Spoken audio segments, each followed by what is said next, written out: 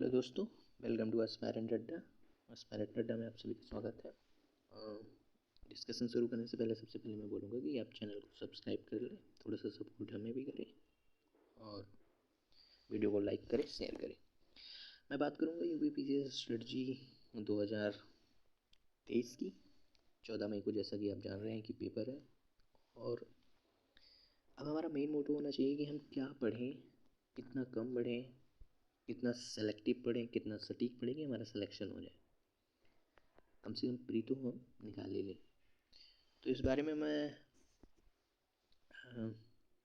Strategy आपको बताना चाहूँगा। मैं 2021 और 2022 दोनों का मैंने प्री निकाला था, मैंने मेंस दिया हुआ है। तो हो सकता है 22 का रिजल्ट जो है जनवरी लास्ट तक आ जाए मेंस का। तो स्ट्रेटजी स्टार्ट करने से पहले मैं आपको बोलूँगा कि आप वीडियो को कंसंट्रेट होकर के थोड़ी देर के लिए देखें। और मैं आपको नहीं बताने वाला हूँ कि कोई ऐसा चैनल फॉलो कर लें जो कंटिन्यू दिन में 10 घंटे वीडियो ही प्रोवाइड कर रहा है। और I am not criticising to anyone, but मैं आपको बोलना चाहूँगा कि जो ह्यूमन कैपेसिटी के अंदर है वो करें। ऐसा नहीं कि 8-8 9-9 घंटे कोई फैक्ट देखते ही चले जा रहे हैं, वीडियो देखते चले जा रहे हैं और उसका कोई फ्रूटफुल आपके लिए नहीं हो रहा है। तो वो नहीं बोलूँगा मैं। इस एग्ज़ाम को निकालने की बहुत बेसिक स्ट्रेटजी है। बेसिक स्ट्रेटजी सब लोग फॉलो करते हैं, आप भी फॉलो कर सकते हैं। और वही मैं बताना चाहूँगा कि मैंने क्या किया था, और आप मुझे अपने में से ही समझ सकते हैं, जो कि अभी प्रिपरेशन कर रहा हूँ मैं। और दो बार मैंने बीसीएस का प्री निकाला हुआ है पिछले 2 बार से, तो अब ये थोड़ा सा आइडिया लगा सकते हैं कि मैंने क्या क्या किया होगा, और आप वही फॉलो कर सकते हैं। मैं कोई एक्सपर्ट नहीं हूँ, पर हाँ, जो मैं कर रहा हूँ वही मैं आपको बताने की कोशिश कर रहा हूँ। और आप समझ सकते हैं कि आप ही ग्रुप का कोई एक तरीके से मेंबर हूँ मैं, जो प्रिपरेशन की दुनिया में लगा हुआ है। आप भी लगे हुए हैं, मैं भी लगा हुआ हूँ। तो मैं सबसे पहले बोलूँगा प्रीवियस ईयर का पेपर, ये बहुत ही इम्पॉर्टेंट है। प्रीवियस ईयर का पेपर आप पिछले 8-10 सालों का कर लेते हैं तो बहुत ज़्यादा आपके लिए लाभदायक होगा। और दूसरा, प्रीवियस ईयर पेपर अच्छे से करने के बाद दूसरी चीज़ है जो घटना चक्र। घटना चक्र की 6 बुक किताबें जो आती हैं, polity, environment, history, geography, economics, science, इन 6 किताबों को करना है। अब इन 6 किताबों को करने के लिए भी टाइम होना चाहिए। आपको अदर चीज़ें भी पढ़नी है, करंट अफेयर्स भी पढ़ना है। तो मैं बोलूँगा कि ये 6 किताबें अगर आप पढ़ सकते हैं तो कम से कम 2 से 3 बार आप पढ़ लीजिए। नहीं भी पढ़ पाते तो मैं आगे बताऊँगा कि इन 6 किताबों में कौन सी किताबें सबसे पहले शुरू की जा सकती हैं और कौन सी छोड़ी जा सकती हैं। और तीसरा जो महत्वपूर्ण टॉपिक है, करंट अफेयर्स, इसको तो आप स्किप कर ही नहीं सकते हो। ये इतना महत्वपूर्ण है यूपीपीसीएस एग्ज़ाम के लिए कि इसके बिना तो कंपटीशन निकालना ही मुश्किल है। क्योंकि ये 35 से 40 क्वेश्चन कभी कभी आ जाते हैं, कभी कभी तो 44-45 भी आ जाते हैं। तो आप इस सेक्शन का वेटेज समझ सकते हैं कि कितना ज़्यादा है। तो ये तीसरा हो गया जो सबसे महत्वपूर्ण चीज़ है। और चौथे की बात मैं करूँगा, टेस्ट सीरीज। अब टेस्ट सीरीज़ को लेकर के लोगों के मन में रहता है कि टेस्ट सीरीज बड़ी महंगी है, कहाँ से लेकर के आएँ, कहाँ से करें। तो मैं बोलूँगा कि जो मार्केट में टेस्ट सीरीज अवेलेबल है पीडीएफ के रूप में, दुकानों पर मिल जाती है, आप उसको ला सकते हैं। और उसमें आपका जीएस वर्ल्ड हो गया, दृष्टि का हो गया, पीसीएस मंत्रा का हो गया, ये बहुत महत्वपूर्ण टेस्ट सीरीज है। विजन की मत लाइएगा, विजन की आईएएस के लिए है और वो पीसीएस में बहुत ज़्यादा मदद नहीं करेगी। हाँ, कॉन्सेप्ट मजबूत होता है पर पीसीएस थोड़ा सा फैक्चुअल भी है, तो इस वजह से आप विजन को अवॉइड कर सकते हैं। तो कोई एक टेस्ट सीरीज लेकर के आइए। और मैं मानूंगा कि पीसीएस 15 की जो टेस्ट सीरीज आती है वो भी बहुत महत्वपूर्ण है पीसीएस के लिए। और कोई भी मिल जाता है, दृष्टि या ध्येय या जीएस वर्ल्ड, कुछ भी तब भी कर सकते हैं। लेकिन हाँ, अगर पीसीएस मंत्र मिलता है तो उसको भी आप कर लीजिए। आप घटना चक्र को पढ़ने का मैं ऑर्डर बता रहा हूँ कि आपका क्या ऑर्डर होना चाहिए पढ़ने के लिए।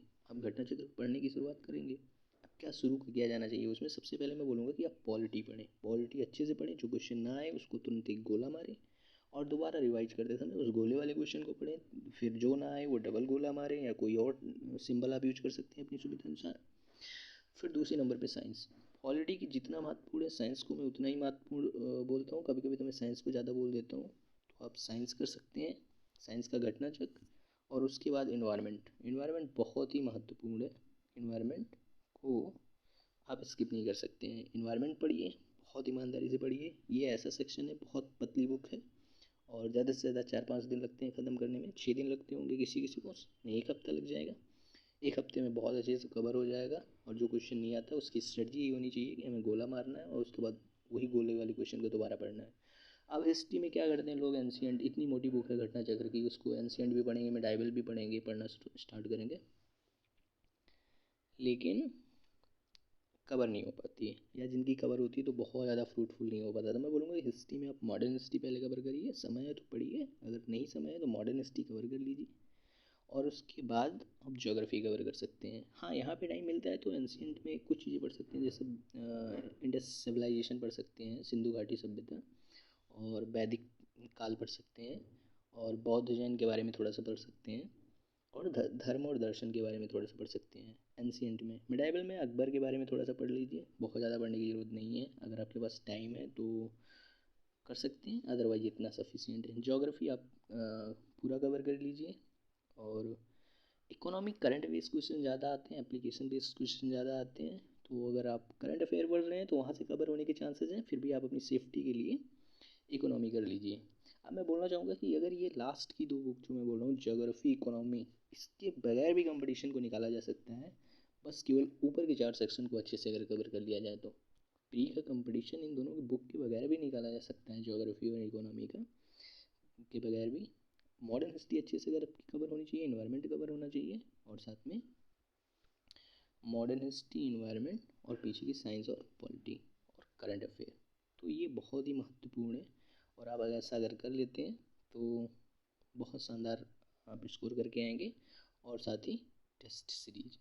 तो मैं यही बोलूँगा कि आप करिए। और मैं आपको बताता हूँ कि जैसे मैंने एक चैनल फॉलो किया था, स्टडी फॉर सिविल सर्विसेज 2020 में, वो इतना ज़्यादा डेटा प्रोवाइड कर देता है कि वो मतलब पढ़ाई पॉसिबल हो ही नहीं पाती है। तो मैं बोलूँगा कि ऐसे चैनल से बचिए, वो ज़रूर बहुत अच्छा कंटेंट देते होंगे, लेकिन अगर आपको कम समय में काम करना है तो उस चैनल को आप नहीं फॉलो कर सकते हैं जो बहुत ज़्यादा डेटा प्रोवाइड करते हो, बहुत ज़्यादा मटेरियल प्रोवाइड करते हो। तो मैं बोलूँगा कि रिसोर्सेज जो हैं, आपको रिसोर्सेज मिनिमम रखने हैं, और जितना मैंने बोला इतना ही पढ़ना है आपको, और ज़्यादा से ज़्यादा आउटपुट आपको लेके आना है। और हाँ, करंट अफेयर्स के लिए मैं बोलूँगा कि करंट अफेयर्स के लिए अगर आप डेली कोई मैगज़ीन पढ़ रहे हैं, मतलब मंथली कोई मैगज़ीन पढ़ रहे हैं तो अच्छी बात है, और पढ़नी चाहिए मैगज़ीन। नहीं भी पढ़ रहे हैं तो मैं आपको बोलूँगा कि डेली कोई करंट अफेयर आप पढ़ लीजिए 10-15 मिनट का। और उसके साथ लास्ट में आती है घटना चक्र और घटना सार।